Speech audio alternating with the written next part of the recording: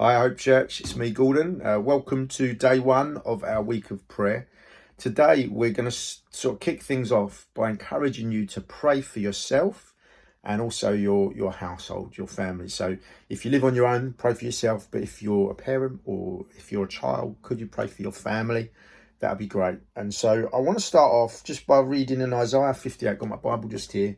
Isaiah 58 verse 11. It says this: "The Lord will guide you continually and satisfy your desire in scorched places and make your bones strong." And then this bit here: "And you shall be like a watered garden, like a spring of water whose waters do not fail." Earlier in the week, last week, on Tuesday, I think it was, Natalie and I went to a wedding. Nathan and Anna Gordon, they're now married. Nathan Gordon's been to speak at Hope Church, Sittingbourne. He leads Sittingbourne Baptist Church. He's now married to Anna. Nathan and Anna now lead that church there. We went along to their wedding, felt very privileged to be a part of it. It was a beautiful occasion. And one of their friends was speaking at the wedding, and he used this analogy of how marriage is a little bit like having an allotment.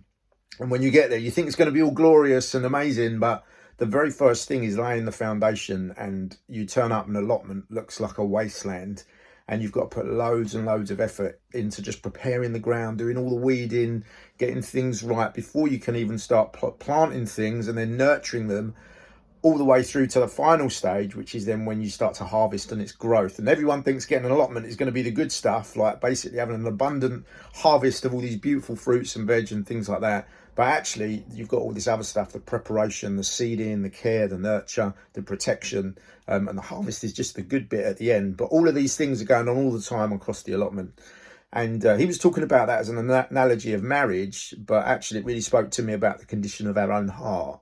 And I just want to encourage you this morning as we read this verse in Isaiah 58:11, as we press into Jesus. And it says actually in the verses before, as we care for the poor, but just sort of thinking as we press into the Lord, it's actually like this gardening going on in our soul. And I was feeling quite reflective. We've had a really tough run of it. You might be aware a handful of months ago, we had an unexpected, very tragic family bereavement.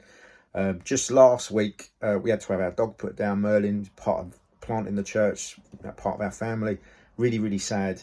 And when all of these things are happening, you've got both like the good things in life are happening, like the wheat, and then you've got the tragic things in life are happening, like the tares. So there's weddings and all these great things we're celebrating. The church is growing, moved into Forster Manor, great things.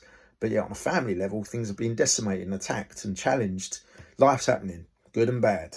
And the thing is, as we press into Jesus, he wants us to be like a watered garden, a well-watered garden. And if we take our eye off the ball, it's very easy for the weeds to sprout up. They choke the life out of stuff, don't they?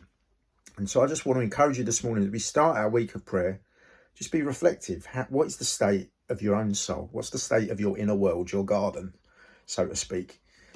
How are you doing? Just take a moment, close your eyes and say, Lord, where do I need to put a bit of effort in? Have I taken my eyes off the ball a bit? Have some weeds sprouted up? Has some disappointment kicked in? Has some unforgiveness or a bit of hardness kicked in because of disappointment and stuff like that? How's my family doing?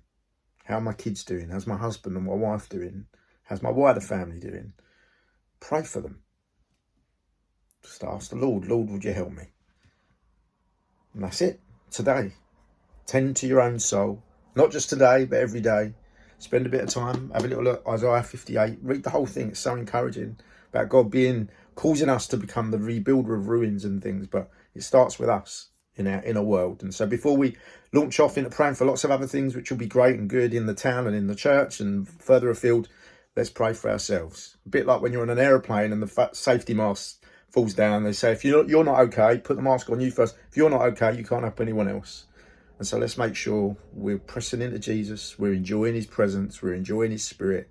We're letting him tend to our soul as we give ourselves to being obedient to the word and his leading of the spirit. So yeah, I pray that God would bless you as you do that. Take as long as you're able to, but make sure it's meaningful. And if you feel the Lord speak to you at all, please get in touch, let us know. And we look forward to seeing you tomorrow when we're praying for day 2 of our week of prayer. Cheers, guys.